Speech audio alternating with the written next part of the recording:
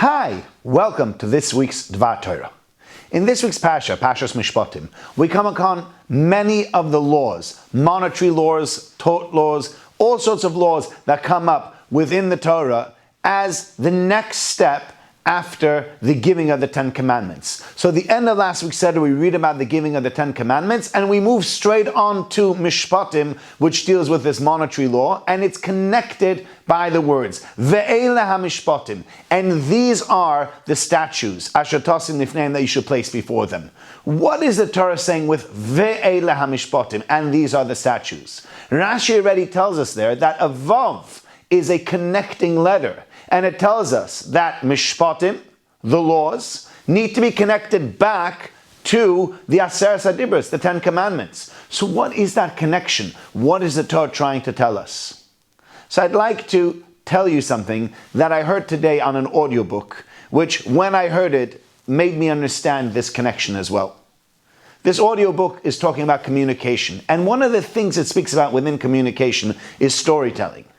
And it tells about Nike, the brand Nike, and how they go about telling their story and how they teach new employees about this story. And one of the things that they say is that certain amount of employees, when they get taught how to become employees of Nike, they need to go to Oregon, they need to go to where the warehouse and where the production site is of Nike shoes, and they spend an entire day learning the history of what Nike is all about. They learn their stories, they learn how the brands were invented, they learn how different types of shoes were invented, and all that is part of their training of becoming an employee at this company.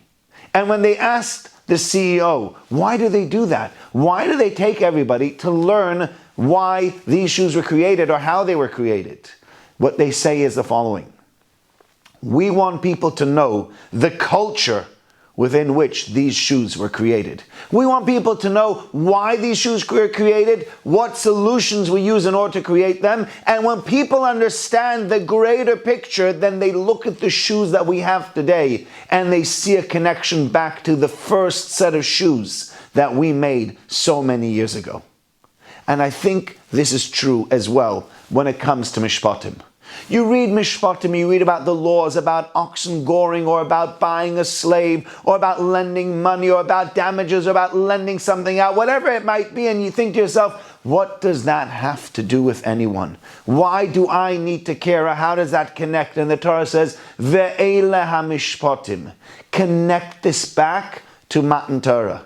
Connect it back to the giving of the Torah, because only when you take those laws and connect them back to the giving of the Torah of the Ten Commandments and put them together, you have the Ten Commandments, the mass revelation, and God showing himself to the Jewish people and saying, I am now your God, I would like you to keep my laws. And you move on to part two of that, as in, this is the monetary law that I want to keep. I want you to keep. But I want you to always remember and to always look back and say, this comes from Anochi Hashem. This emanates from a higher being. This emanates from God. And the reason we keep it is not only because we think it's morally right or because it's ethically right, but because it's God-given. That is why the Torah puts them there. Ve'ele ha-mishpotim. It's not only about ethics and morals. Connect it back to Matan Torah. Realize that this is part of the giving of the Torah, an ethical being, a good human being, somebody who does the right thing. That's also part of Matan Torah. And when you put that backstory and you put it together with the laws and the rules and the statutes, they suddenly get meaning. It's not only about doing the right thing or paying money when you've damaged someone.